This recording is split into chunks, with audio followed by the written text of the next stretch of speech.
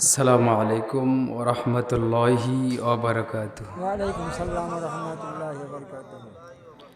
আসসালামু আলাইকুম ওরহমতুল্লাহি ওবরকাতুহ। ওয়ালাইকুম সালাম রহমতুল্লাহি বরকাতুহ। ইন্নাল হামদালিল্লাহি নাহমাদুহু ওয়া নাস্তাঈনুহু ওয়া নাস্তাগফিরুহু ونعوذ بالله من شرور أنفسنا ومن سيئات أعمالنا من يهد الله فلا مضل له ومن يضلل فلا هادي له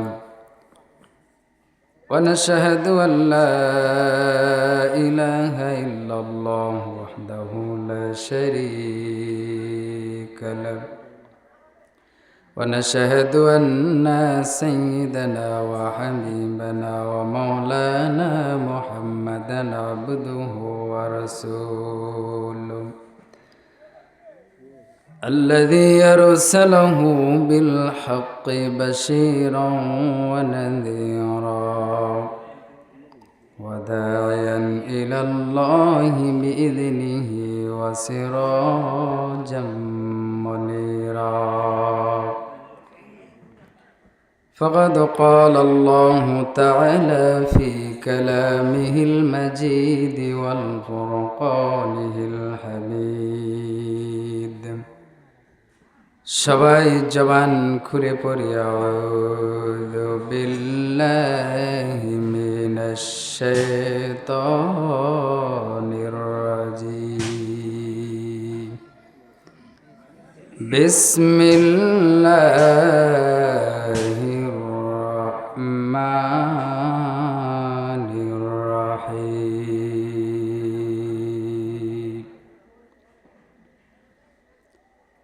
ما لهذا الكتاب لا يغادر صغيرة ولا كبيرة إلا أحصاها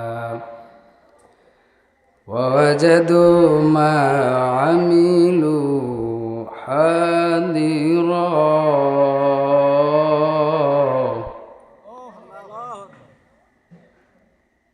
عن النبي صلى الله عليه وسلم الكيس من دان نفسه لمن مال الموت إن الله وملائكته يصلون على النبي يا أيها الذين آمنوا صلوا عليه وسلموا تسليما اللهم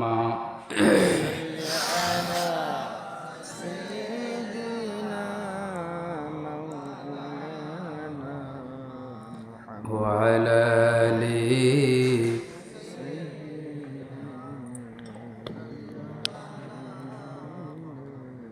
اللهم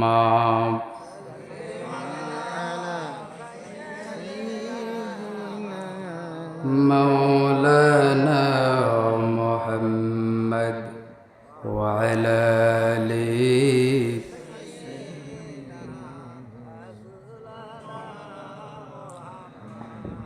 ধন্য গো মামেনা ধন্য আপনার জিন্দগি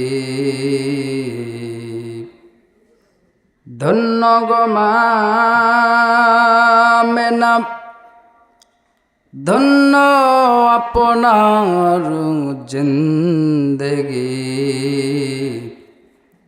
আপনার উদরে জন্ম নিলেন দোজাহানির প্রিয় নবী আল্লাহুম্মা জবান খুলে সাইয়্যিদিনা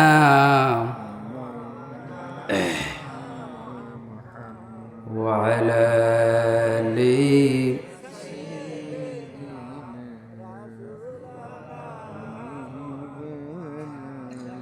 হেরা গোহায় মগন ধিনে ইয়া রাসূল সালাম হেরা গোহায় মগন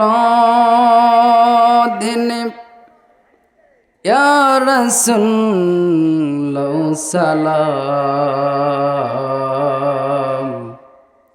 বিশ্ব সভায় আনলেন যিনি মুক্তির দিশা আল কোরআন আল্লাহুম্মা সাল্লি আলা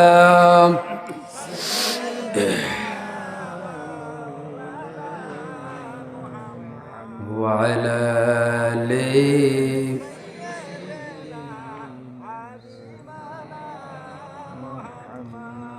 بلغ العلا بكماله كشف التجى بجماله حسنت جميع خصاله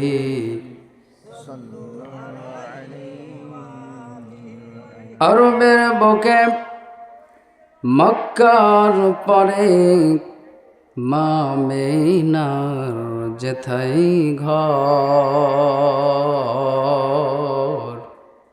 আরবের বুকে মক্কার পরে মামিনার যেথাই ঘর খোদার করুণায় কৌসর হয়ে ঝরসে বারম্বার বলগলোলা বিন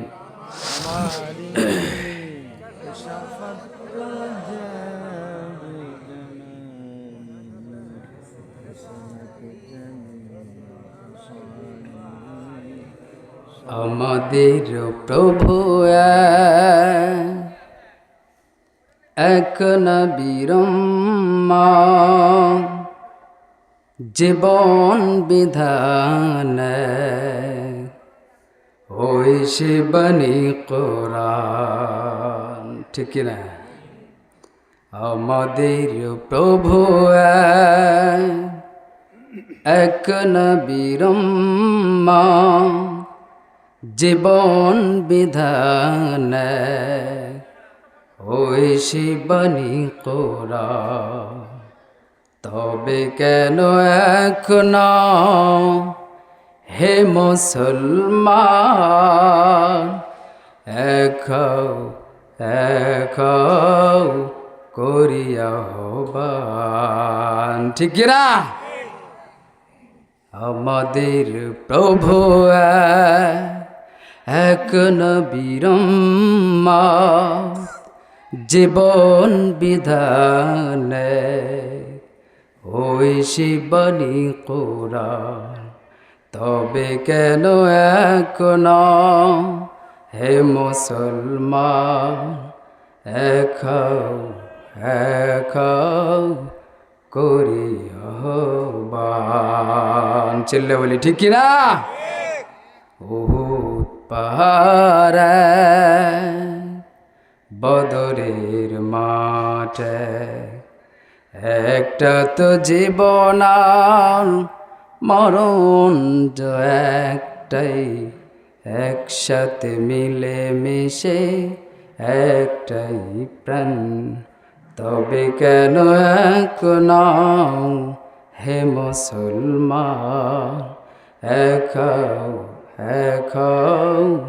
করিয়া হবান চিল্লে পড়ে আমিন আরো জোরে পড়ে আমিন নিজামতকুড়ি মাদ্রাসা ও ঈদগাহ মাঠের উদ্যোগে বিরাট ইসলামী জালসা ও দোয়ার মাহফিল স্থান নিজামতকুড়ি ঈদগাহ মাঠ এটাই তো ঈদগাহ মাঠ নাকি আজকের মাহফিলের সম্মানিত সভাপতি আলহাজ হজরত মাওলানা মোহাম্মদ আব্দুল হাকিম সাহেব ইমাম কাথম ভাঙ্গা চাপর মসজিদ আপনি নাকি সহসভাপতিত্ব করবেন হাফেজ হজরত মাওলানা মোহাম্মদ আব্দুল হালিম সাহেব, খতিব, নিজামুদ্দিন জামে মসজিদ, আজকের মাহফিলের প্রধান বক্তা, বিশিষ্ট ইসলামী চিন্তাবিদ হাফিজ মাওলানা মুফতি আবু হাসান হানাফি সাহেব, আমার আগে আলোচনা করেছেন আজকের মাহফিলের তৃতীয় বক্তা, বিশেষ বক্তা সহ মাইকের আওয়াজ যত দূরে যাই, পর্দার আড়ালের মা ও বোনেরা, আমার সামনে বসা আজকের মাহফিলের প্রধান আকর্ষণ, সকলের প্রতি মহব্বত দিয়ে, ভালোবাসা দিয়ে আরও একবার সালাম প্রদান করছি। আসসালামু আলাইকুম ওরহমতুল্লাহি ওয়াবারাকাতুহু। আপনারা সবাই কেমন আছেন? আপনারা সবাই কেমন আছেন? আলহামদুলিল্লাহ, আল্লাহ পাক আমাকে ভালো রেখেছে। যে আল্লাহ রাব্বুল আলামিন আমাদেরকে সুস্থ রেখে, জীবিত রেখে জান্নাতের বাগানে আসার বসার সুযোগ করে দিলেন। হাসপাতালের বেডে অনেক ভাই মা বোন কাতরাচ্ছে, ঠিক কিনা? অনেকে অসুস্থ বাড়িতে পড়ে আছে। যে আল্লাহ সুবহানাহু ওয়া তাআলা আমাদেরকে সুস্থ রেখে, জীবিত রেখে জান্নাতের বাগানে বসার তৌফিক দিলেন, সে আল্লাহ পাকের দরবারে শুকরিয়া জ্ঞাপন করে উচ্চ আওয়াজে পড়ে আলহামদুলিল্লাহ। আরও জোরে পড়া যাবে না? আলহামদুলিল্লাহ। শুকরিয়া আদায় করলাম কার? রিজিকের মালিককে, হায়াতের মালিক, মৌতের মালিক, সুস্থ রাখার মালিক যিনি, তিনি কে?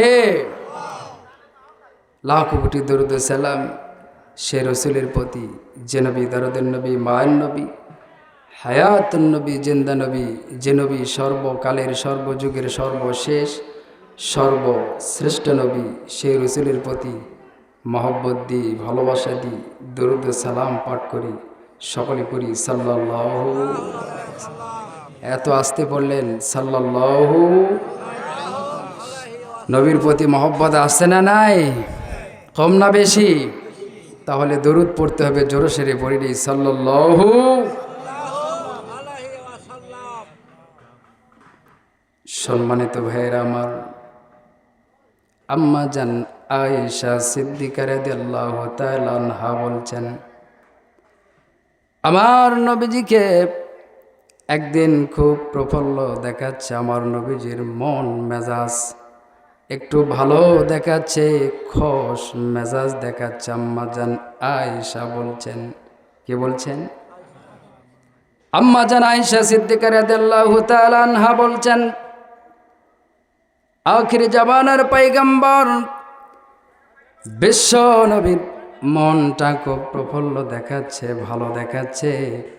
আমি বিশ্ব নবীজিকে বললাম, ও আল্লাহর পয়গম্বর, ও আখির জামানার পয়গম্বর, ও সর্বশেষ সর্বশ্রেষ্ঠ নবী, আপনি আমার জন্য, আমি আয়েশার জন্য আল্লাহর কাছে একটু দোয়া করেন। সুবহানাল্লাহ, চিৎকার করে বলে আল্লাহু আকবার। এই গ্রামে মানুষ আরো আছে না? সবাই মনে হয় আজকে প্রচন্ড শীত পড়ছে নাকি ভাই? যার কারণে হয়ে গেছে নাকি? না আসবে পোলা খাওয়ার সময়? আসবে। একটু জোরে তাকবীর দিয়ে নারে তাকবীর, নারে তাকবীর। দিন ইসলাম, দিন ইসলাম, আল কোরআনের আলো, সংসদে জালো, নারে তাকবীর। সম্মানিত ভাইয়েরা আমার, আম্মা জান আয়েশা বলছেন, ও আল্লাহর পয়গম্বর, আপনি আমার জন্য আল্লাহর কাছে একটু দোয়া করেন। আমার নবীজি আয়েশার কথা শুনে মুস্কি হেসে দিলেন, জোরে বলে আল্লাহু আকবার। মুস্কি হেসে দিয়ে আল্লাহর কাছে দোয়া করতে লাগলেন, আল্লাহ তাআলা আয়েশা পূর্বে যত গুনাহ করেছে সব গুনাহ আপনি ক্ষমা করে দিন, পরে যত গুনাহ করবে এমন সকল গুনাহ আপনি ক্ষমা করে দিন। আয়েশা বুঝে যত গুনাহ করেছে আপনি ক্ষমা করে দিন, আয়েশা না বুঝে যত গুনাহ করেছে আপনি ক্ষমা করে দিন। আয়েশা প্রকাশ্যে যত গুনাহ করেছে আপনি ক্ষমা করে দিন, আয়েশা গোপনে যত গুনাহ করেছে আপনি ক্ষমা করে দিন। আল্লাহ। আয়েশা রাদিয়াল্লাহু তাআলা আনহা খুশিতে আত্মহারা হয়ে গেলেন। বিশ্বনবী বলছেন, আয়েশা রে, তুমি কি খুশি হয়েছ আমার দোয়া শুনে? আল্লাহর কাছে আমি দোয়া করেছি, এটা শুনে তুমি কি খুশি হয়েছ? আয়েশা বললেন, নগো নবীজি, আমি খুবই খুশি হয়েছি। আমার নবীজি বললেন, আয়েশা রে, তোমার জন্য আমি যেমনটি দোয়া করলাম ঠিক একই দোয়া প্রতিটা নামাজের পরে আমি আমার প্রতিটা উম্মতের জন্য করি। চিল্লাই পড়ি সুবহানাল্লাহ। সেই রাসূলের প্রতি দরুদ ও সালাম আমরা জোরে সোরে পড়তে পারবো না? একটু পড়ে নিই সাল্লাল্লাহু। সম্মানিত ভাইরা আমার, রাসূলের প্রতি মহব্বত যদি আমাদের বেশি থাকে আমাদের লাভ না ক্ষতি? কারণ কিয়ামতের ময়দানে আমার রাসূল আমাদেরকে চিনে আল্লাহর কাছে সুপারিশ করে জান্নাতে নিয়ে যাবে, বলি না সুবহানাল্লাহ। যদি আমরা রাসূলের মহব্বত ভালোবাসা রাসূল রেখে যা আদর্শ অনুযায়ী জীবন বাস্তবায়ন না করি, কিয়ামতের ময়দানে রাসূল আমাদের চিনবে। সম্মানিত ভাইয়েরা আমার, আল্লাহ রাব্বুল আলামিন মানুষদেরকে সর্বশ্রেষ্ঠ জাতি হিসেবে সৃষ্টি করেছেন। আশরাফুল মাখলুকাত, সৃষ্টির সেরা জীব করে মানুষদেরকে আল্লাহ রাব্বুল আলামিন সৃষ্টি করেছেন, ঠিক কিনা? এ মানুষদেরকে সঠিক পথের দিশা দেওয়ার জন্য যুগে যুগে অসংখ্য নবী রাসূল এই পৃথিবীতে পাঠিয়েছিলেন। তাদেরকে তিনটি জিনিস দিয়েছিলেন। কয়টি জিনিস? তিনটি জিনিস। একটি হলো ওহী, আরেকটি হলো উন্নত চরিত্র, আর 3 নম্বর হলো মুজিজা। জোরে বলি সুবহানাল্লাহ।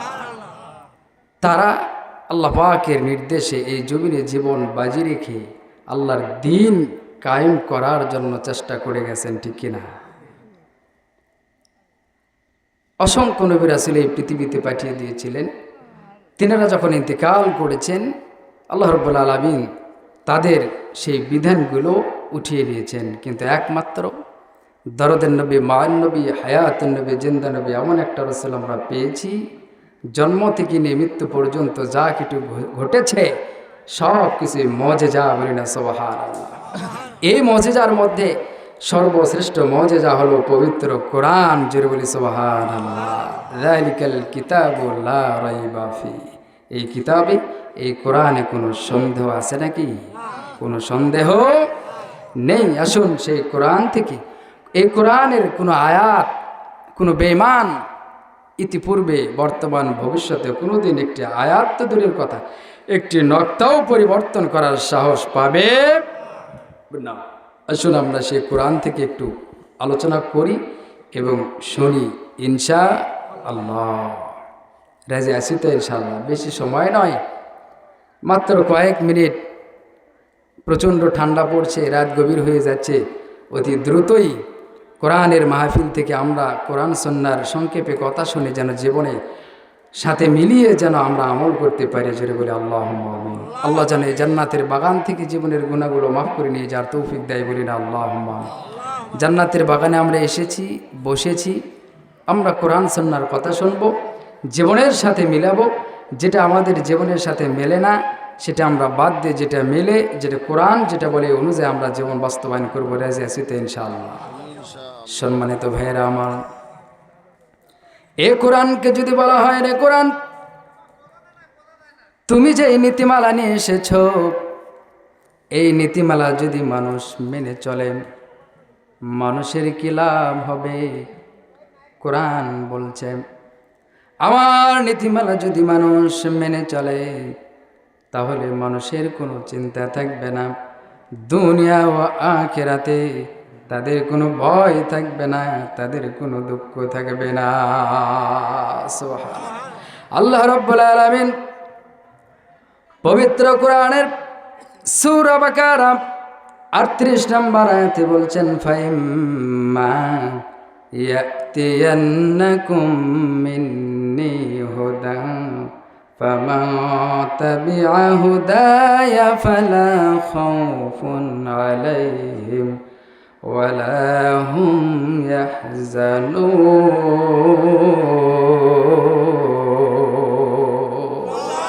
চিৎকার করে করি আল্লাহু আকবার। এটি এমন একটি কিতাব, আল্লাহ রাব্বুল আলামিন বলছেন তোমাদের নিকটে যদি আমার পক্ষ থেকে কোনো বাণী, কোনো নসিহত পৌঁছে যায়, তোমাদের জীবন বিধান সম্পর্কিত কোনো বাণী পৌঁছে যায়, এই বাণী যদি কেউ অনুসরণ করে, এই বাণী যদি কেউ গ্রহণ করে, তাহলে দুনিয়া ও আখিরাতে তাদের কোনো চিন্তাও নাই, তাদের কোনো ভয় নাই। সুবহানাল্লাহ। তাহলে এই কোরআন অনুযায়ী আমাদের জীবন বাস্তবায়ন করা দরকার আছে না নাই? এই কোরআন অনুযায়ী যদি আমরা আমাদের জীবনটা সাজাতে পারি, দুনিয়া ও আখিরাতে কোনো ভয়ও নাই, চিন্তাও।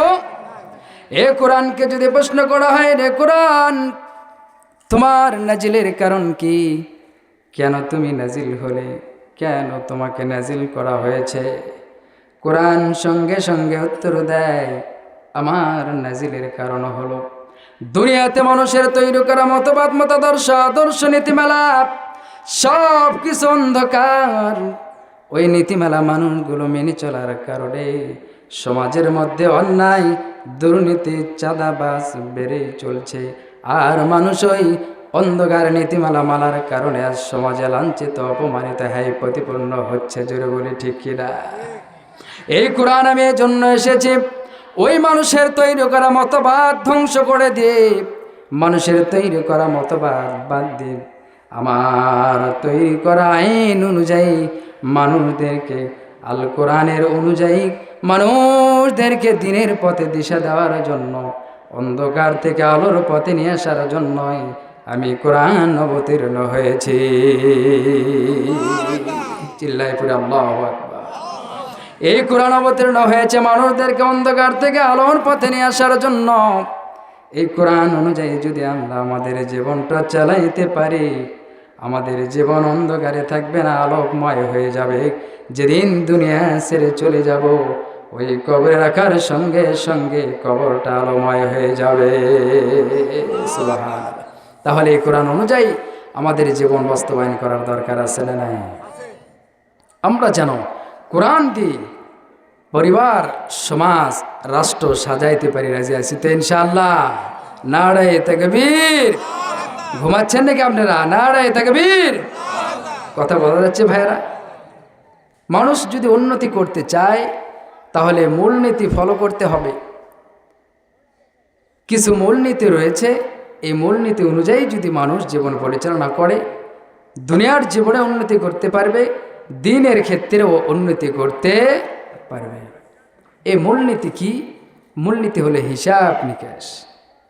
সবচাইতে যেটা প্রধান মূলনীতি সেটা হলো হিসাব নিকাশ। আপনি যদি হিসাব নিকাশটা ঠিকমতো করতে পারেন, দুনিয়ার জীবনে উন্নতি হবেন এবং দিনের ক্ষেত্রেও, ঈমান আমলের ক্ষেত্রেও আমরা উন্নতি হতে পারবো বলি সুবহানাল্লাহ।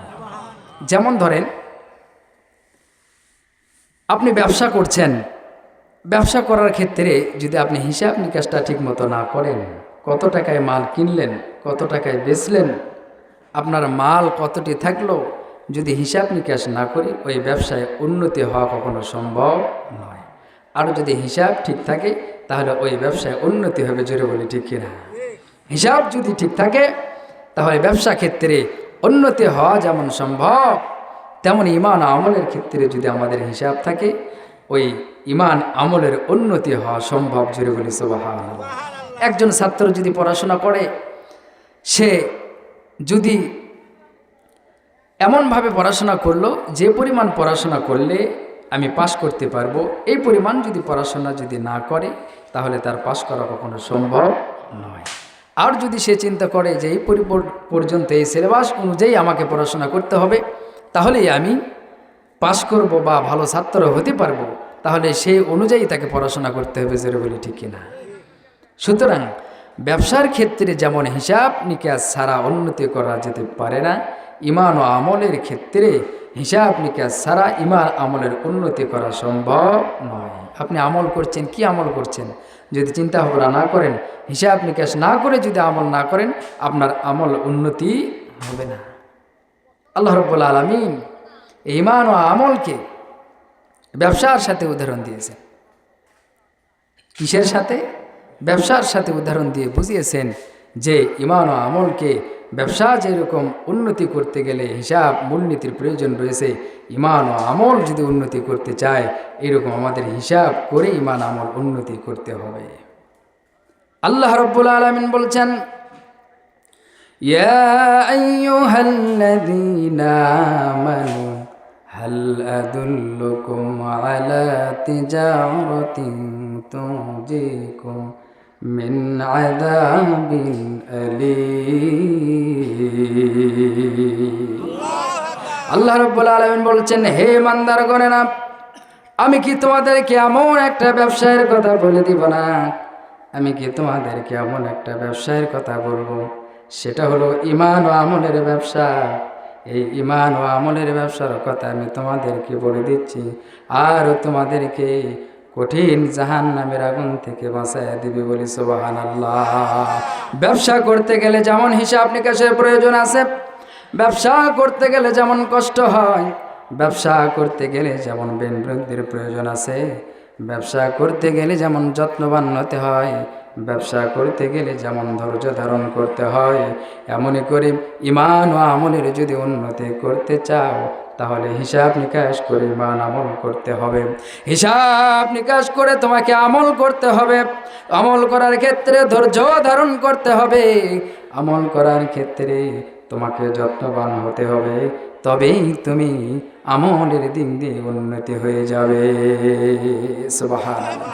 আল্লাহর পয়গম্বর বলছেন, আল কাইসু মান দারা নাফসাহু ওয়া আমিলা লিমা বাদাল মাউত। ওই ব্যক্তি সব চাইতে বুদ্ধিমান যে নিজের হিসাব নিকাশ করে নেয়, নিজের সাথে বোঝাপড়া করে এবং ওই অনুযায়ী আখিরাতের জন্য আমল করে। সুবহানাল্লাহ। আপনি আমল করছেন, আপনি নিজের সাথে বুঝবেন যে আমি যে আমলটা করছি এই আমল কবুল হলো কি না, আমি যে আমলটা করছি এই আমলটা আল্লাহর দরবারে পুষবে কি না। এ অনুযায়ী নিজের সাথে যে বান্দা হিসাব নিকাশ করে আমল করবে, ওর আমল কখনো ব্যথা যাবে না, আল্লাহর দরবারে অবশ্যই কবুল হবে। জোরে বলি সুবহানাল্লাহ। আমি যে আমলগুলো করছি এই আমলের মধ্যে ভেজাল আছে কি না, আমি যে আমল করছি এই আমল দিয়ে আমাকে জান্নাত পাওয়া যাবে কি না। আমরা আমল করছি শুধু, কিন্তু আমল করতে যে আমরা অনেক ভেজাল খাবার খাদ্য, অনেক ভেজাল আমাদের অন্তরের মধ্যে ঢুকে গেছে, অনেক ভেজাল সমাজের মধ্যে ছড়িয়ে আছে। এই ভেজাল যুক্ত সমাজ, পরিবার, নিজের মন দেহ নিয়ে যদি আমরা আমল করি, ওই আমল আল্লাহর দরবারে বুঝবে না। চিন্তা করতে হবে যে আমলগুলো আমি করছি কবুল হচ্ছে কি না, হিসাব করতে হবে। এই জন্য আল্লাহ রাব্বুল আলামিন ব্যবসার সাথে উদাহরণ দিয়েছেন। ব্যবসা করতে যেয়ে যেমন হিসাব নিকাশের প্রয়োজন আছে, আমল করতে যেও হিসাব নিকাশের দরকার আছে না নাই।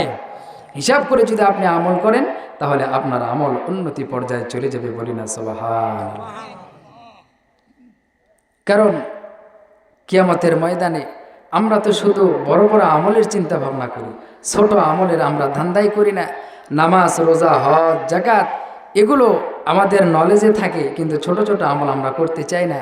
মানুষের সাথে সৎ আচরণ করা, ভালো ব্যবহার করা, রাস্তায় যদি কাঁটা ফেলে পড়ে থাকে কাঁটাটা উঠে তুলে ফেলা, এরকম অনেক সৎ আচরণ আমরা ছোট ছোট আমলের দিকে নজর খুবই কম দিই। জোরে বলে ঠিক কিনা?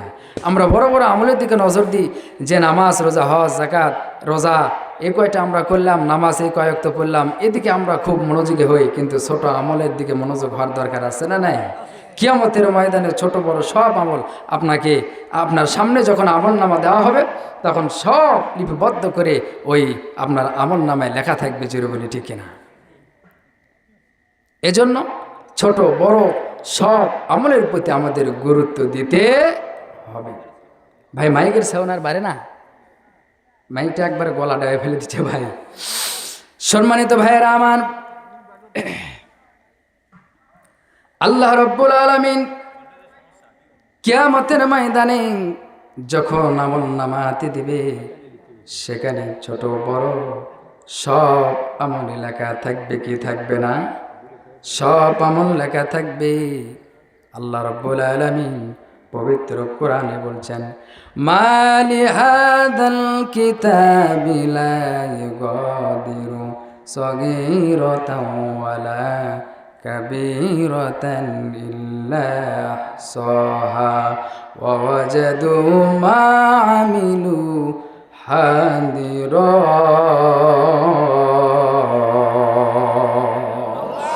আরো জোরে পড়া যাবে না? আল্লাহু আকবার।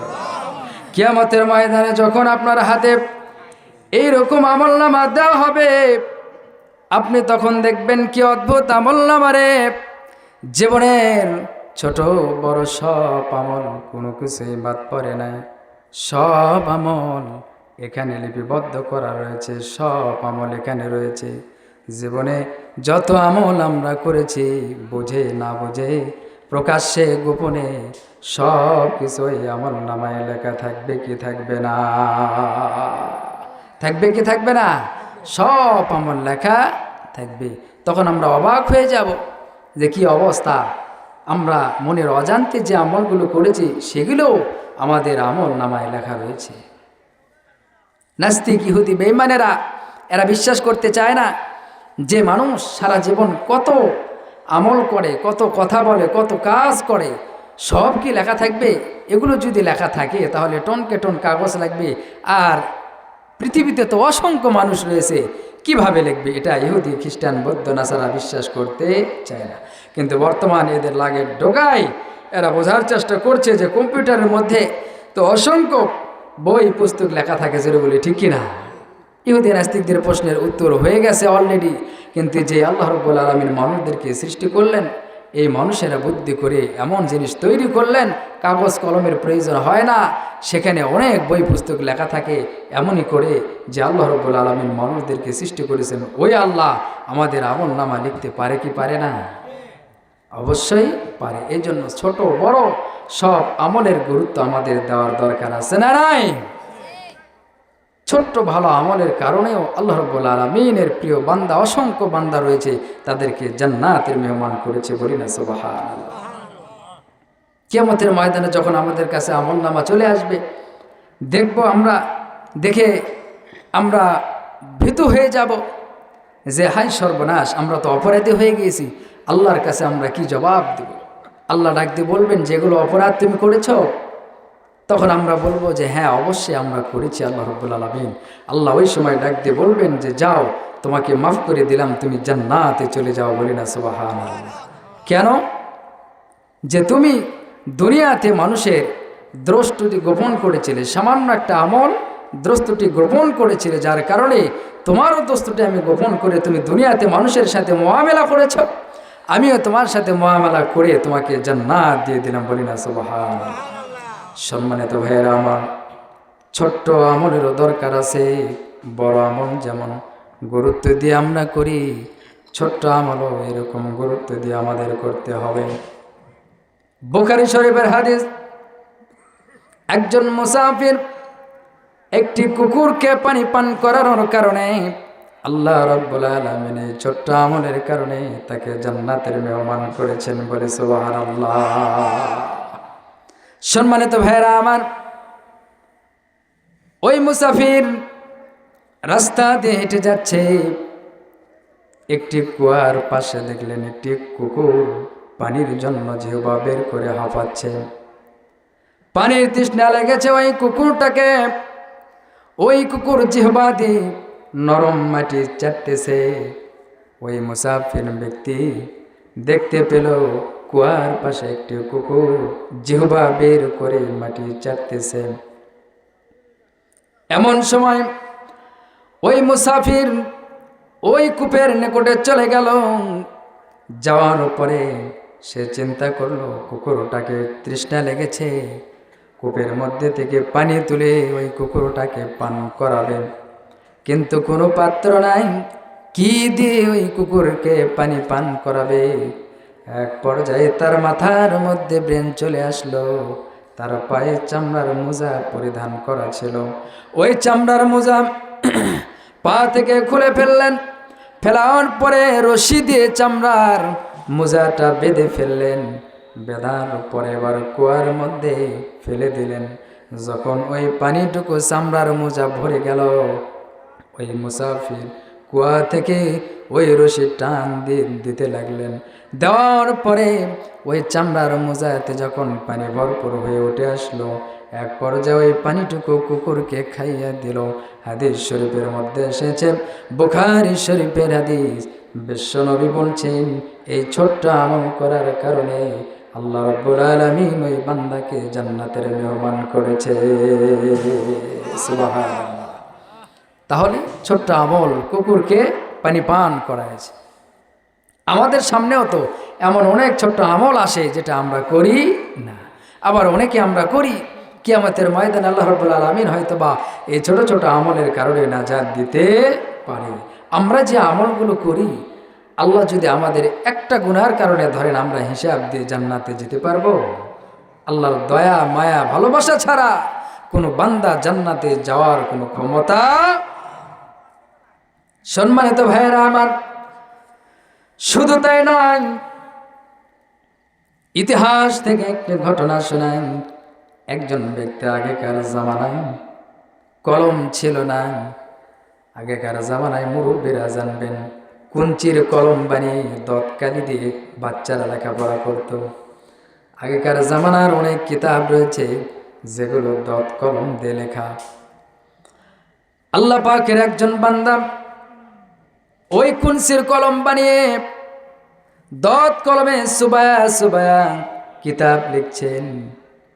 এক পর্যায়ে যখন ওই কুঞ্চির কলমটা ওই কালির মধ্যে সুবায়া আলোক করছে, কিতাব লেখা শুরু করবে, এক পর্যায়ে একটি মাছি উড়ে এসে ওই কুঞ্চির কলমের ওই কালির মাথায় পড়েছে। আল্লাহু আকবার। সম্মানিত ভাইরা আমার, কথা একটু আস্তে বলছি, মনোযোগ দিয়ে শুনবেন। ওই দত কলমের ওই কুঞ্চির কলমের মাথায় যখন ছোট্ট মাছি পড়ে গেল, ওই আল্লাহর প্রিয় বান্দা ওই কলমটা খাড়া করে ধরলেন। তিনি আর লিখলেন না।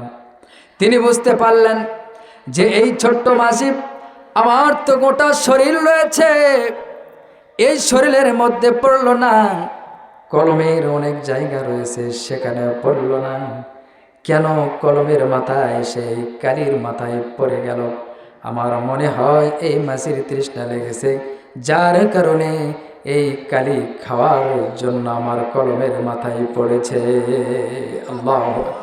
ওই আল্লাহর বান্দা ওই দত কলমের ওই কালির কলমটা এভাবে ধরিয়ে রাখলেন যতক্ষণ পর্যন্ত ওই মাছির তৃষ্ণা নিবারণ না হয়। ওই মাছিটা তৃষ্ণা নিবারণ করার পরে উড়িয়ে যখন চলে গেল, ওই বান্দার মৃত্যুবরণ হয়ে গেল। একদিন তার সাকরাত স্বপ্নে দেখছে, ওই সাকরাত তাকে বলছে, হুজুর আল্লাহ পাক আপনার সাথে কেমন আচরণ করেছে? ওই বান্দার সঙ্গে সঙ্গে বলছে, জীবনে অনেক ভালো আমল করেছি, একটা আমলের হিসাব আল্লাহ রাব্বুল আলামিন নেন নাই। জীবনে অসংখ্য ভালো আমল আমি করেছি, কোনো ভালো আমলের জিজ্ঞাসা আমাকে করে নাই আল্লাহ তাআলা।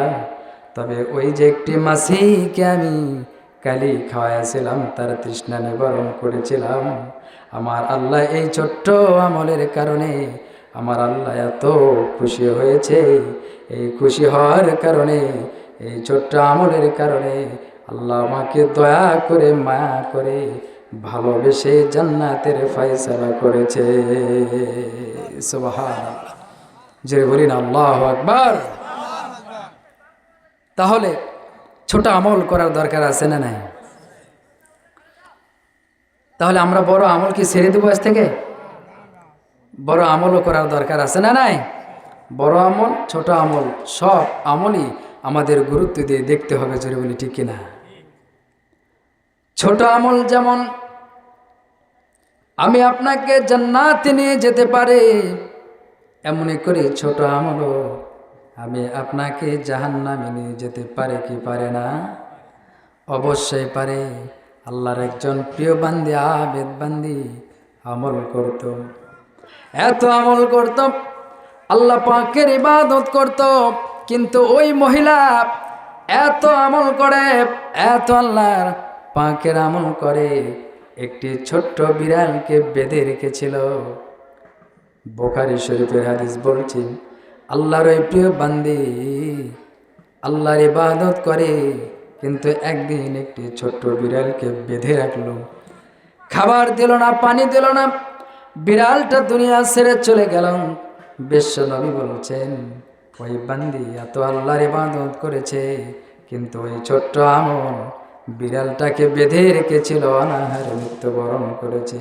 এই ছোট্ট গুনার কারণে আল্লাহ রাব্বুল আলামিন তাকে জাহান্নামের ফয়সালা করেছে। নাউজুবিল্লাহ। তাহলে ছোট্ট আমলও আমি আপনাকে জাহান্নামে নিয়ে যেতে পারে কি পারে না? এই জন্য আমরা যে আমলই করি আমাদের বুঝে শুনে করতে হবে, জোরে বলি ঠিক কিনা? যদি বুঝে শুনে না করি তাহলে আমাদের এই আমল দিয়ে কখনো আমরা জান্নাতে যেতে পারবো না, আমাদের আমল কখনো উন্নতি হবে না। সব জায়গায় হিসাব নিকাশ করে আমাদের আমল করতে হবে, কারণ একদিন আমরা সবাই চলে যাব। এই পৃথিবীতে এসেছি, একদিন সবাই চলে যাব, ঠিক কিনা? আমল যদি না নিয়ে যেতে পারি তাহলে এই কবরটা হয়ে যাবে জাহান্নামের বাড়ি, জোরে বলি ঠিক কিনা? সম্মানিত ভাইয়েরা আমার, গভীর মনোযোগ দিবেন। বিশ্ব নবী আজরাইল আলাইহিস সালামকে বলছেন, ভাই আজরাইল, তুমি যে মানুষের জান কবজ করো, সারা পৃথিবীর মানুষের জান একই সময়ে একই টাইমে এত মানুষের জান তুমি কেমনে কবজ করো? বিশ্ব নবী আজরাইলকে বলছেন, রে ভাই, তুমি কেমনে একই টাইমে একই সময় অসংখ্য মানুষের জান কবজ করো? বলেন আল্লাহু আকবার। আজরাইল আলাইহিস সালাম বিশ্ব নবীকে বলছেন, ও আল্লাহর পয়গম্বর, আমার হাতে যেই ফলকটা দেখতেছেন, এই ফলকের মধ্যে পৃথিবীর সমস্ত মানুষের নাম ঠিকানা লেখা রয়েছে। আল্লাহ। ও আল্লাহর পয়গম্বর, ও বিশ্বনবী, এই যে গাছ দেখতেছেন, এই গাছের পাতায়ও মানুষের নাম ঠিকানা সব কিছু লেখা রয়েছে। এই পাতা যখন হলুদ বর্ণ হতে থাকে, মানুষের হায়াত কমতে থাকে। আল্লাহু আকবার। জীবনের সাথে মিলায় নেই, বাস্তবতার সাথে মিলায় নেই। আমার বাবা চলে গেছে, দাদা চলে গেছে, আত্মীয় স্বজন চলে গেছে, একবার বিশ্ব নবীর হাদিসের সাথে মিলায় নেই। আমার নবীজি বলছেন, সম্মানিত ভাইয়েরা আমার, সম্মানিত বাজানেরা আমার, নবীজি বলছেন, ভাই আজরাইল রে, একই সময়ে কেমনে তুমি এতগুলো মানুষের জানটা কবজ করো? আজরাইল বলছে, ও বিশ্ব নবী, আপনার সামনে যদি একটি থালা দেওয়া হয়, ওই থালার মধ্যে যদি অসংখ্য পিপিলিকা দেওয়া হয়, আপনি ইচ্ছা করলে যেখান থেকে ইচ্ছা, যে কয়টা ইচ্ছা আপনি মারতে পারবেন কি পারবেন না? বিশ্ব নবীকে বলছেন, নবী, যেখান থেকে ইচ্ছা, যে কয়টা ইচ্ছা আপনি মারতে পারবেন। আজরাইল আলাইহিস সালাম বলছেন, এই পৃথিবীটা আমার কাছে থালার মতো,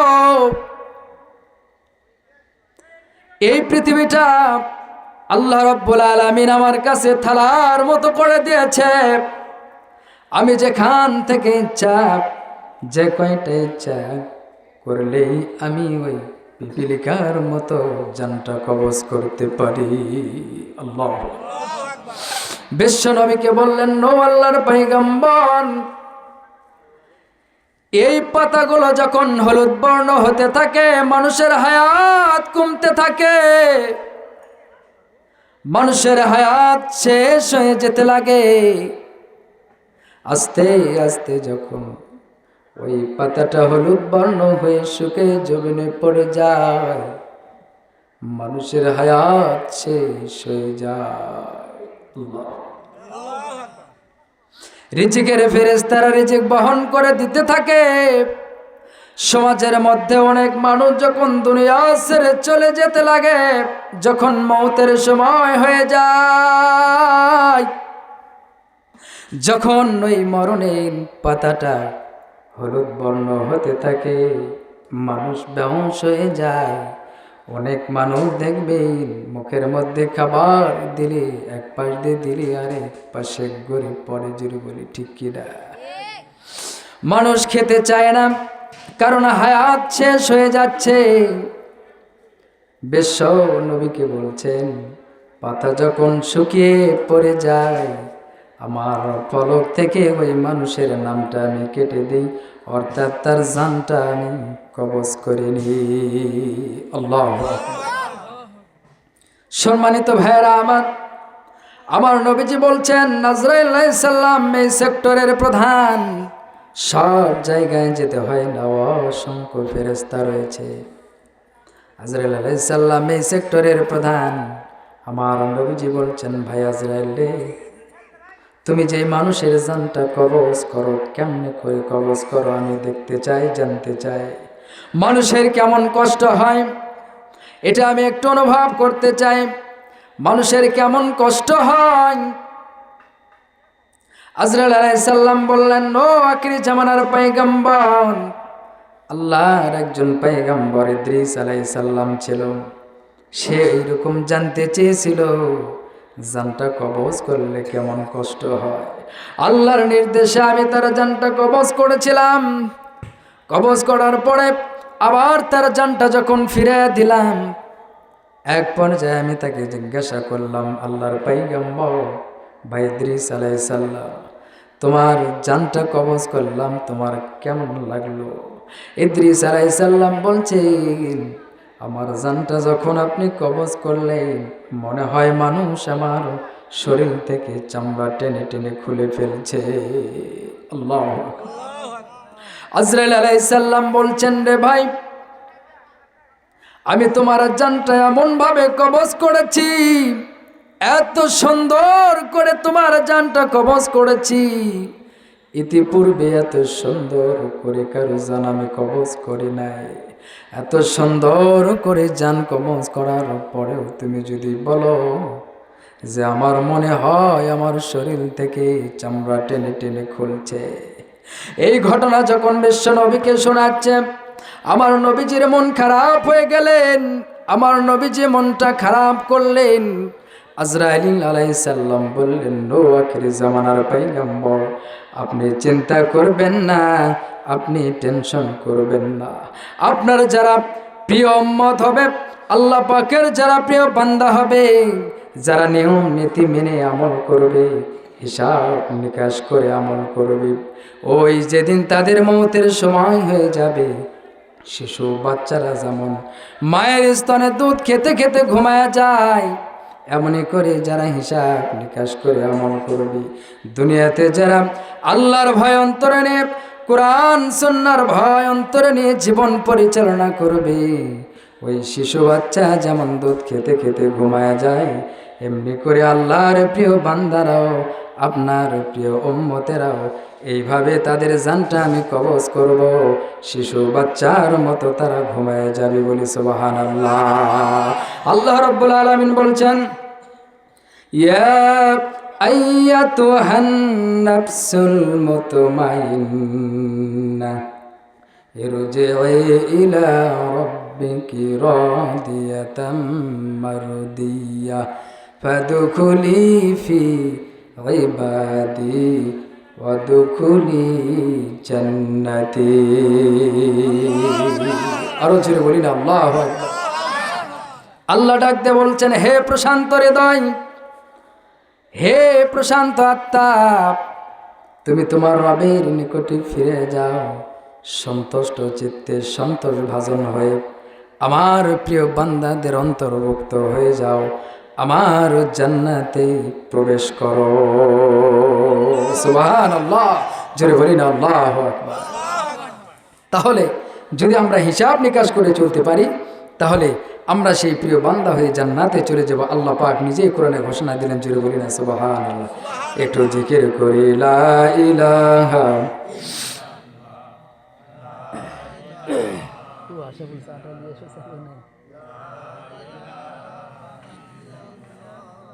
লা ইলাহা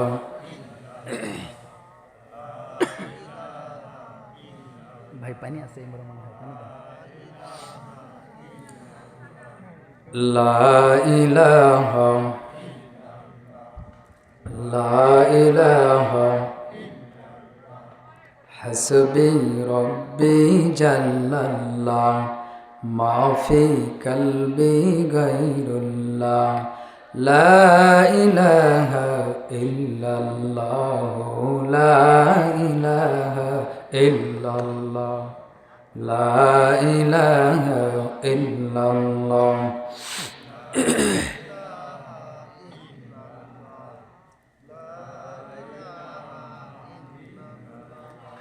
লা ইলাহা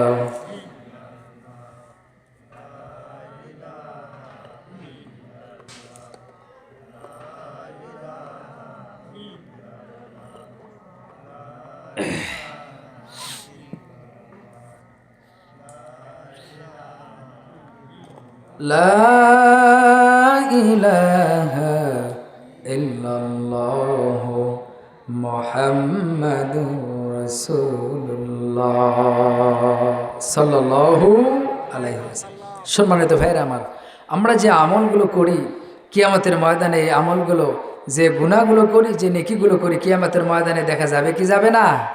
সব কিছু আমরা দেখতে, তাহলে হিসাব নিকাশ করে আমাদের আমল করার দরকার আছে না নাই? নবীজি বললেন যে হে আমার সাহাবীরা, তোমরা কি জানো যে সবচাইতে গরিব মানুষকে? সাহাবায়ে কেরাম বললেন যে রাসূলুল্লাহ, সবচাইতে গরিব মানুষ তো ওই ব্যক্তি যার টাকা পয়সা নাই, ধন সম্পদ নাই, বাড়ি ঘর নাই। আমরা তো তাকেই গরিব মনে করি, ঠিক কিনা?